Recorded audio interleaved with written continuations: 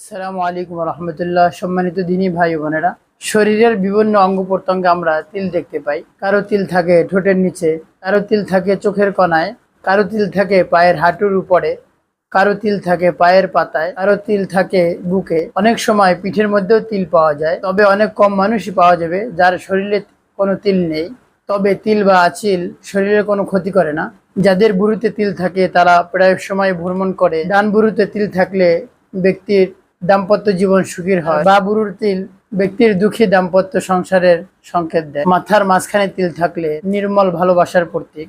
যাদের মাথার বাঁ দিকে তিল থাকে তারা অর্থের অপচয় করে। ডান চোখের মণিতে তিল থাকলে ব্যক্তি উচ্চ বিচার দ্বারা পোষণ করে। বাঁ দিকের মণিতে যাদের তিল থাকে তাদের বিচার দ্বারা ভালো হয় না। চোখের পাতায় তিল থাকলে ব্যক্তি সংবেদনশীল হন। যাদের ডান পাতায় তিল থাকে তারা বাঁ পাতায় তিলযুক্ত ব্যক্তির তুলনায় বেশি সংবেদনশীল হন। কারো কানে তিল থাকলে সে বেশি হায়াত পায়। স্ত্রী ও পুরুষের মুখমণ্ডলের আশপাশে তিল থাকলে সুখী ও ভদ্র হওয়ার সংকেত দেয়। মুখে তিল থাকলে ব্যক্তি ভাগ্যে ধনী, তার জীবন সঙ্গী খুব খুশি হন। নাকে তিল থাকলে ব্যক্তি প্রতিভাপূর্ণ হন। যে নারীর নাকে তিল রয়েছে তারা সৌভাগ্যবর্তী হয়ে থাকে। যাদের ঠোঁটে তিল থাকে তাদের হৃদয় ভালোবাসায় ভরপুর হয়। তবে তিল ঠোঁটের নিচে থাকলে তার জীবনে দারিদ্রতা বিরাজ করে। লাল তিল থাকা ভালো।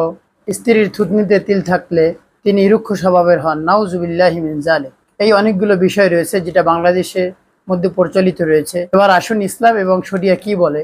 প্রত্যেকটা কথা ইসলামের পরিপন্থী।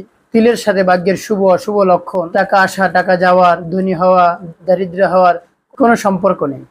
মনে রাখবেন সবকিছু আল্লাহর পক্ষ থেকে হয়ে থাকে। এজন্য ইমানে মুফাসসালের মধ্যে বলা হয়েছে আল কদরি খায়রিহি ওয়া শাররিহি মিনাল্লাহি তাআলা। যা কিছু হয়ে থাকে বান্দার, সবকিছু বান্দার ভালো এবং মন্দ যা কিছু হয়ে থাকে সবকিছু আল্লাহর পক্ষ থেকে হয়ে থাকে। সুতরাং তিল মানুষের ভাগ্য নিয়ন্ত্রণ করতে পারে না। তিল এটা মানুষের কোষগত সমস্যার কারণে হয়ে থাকে। এটা মানুষের শরীরে মারাত্মক কোনো হুমকি ডেকে আনতে পারে না। আল্লাহ রাব্বুল আলামিন আমাদের সকলকে এই সমস্ত কুসংস্কার থেকে আমাদের সকলকে হেফাজত করুন এবং আল্লাহর উপর ভালো মন্দের সব কিছুর ক্ষেত্রে আল্লাহর উপর পূর্ণ ভরসা রাখার তৌফিক আমাদের সকলকে দান করুন। আমিন। ওয়া মা তাওফীক ইল্লা বিল্লাহ।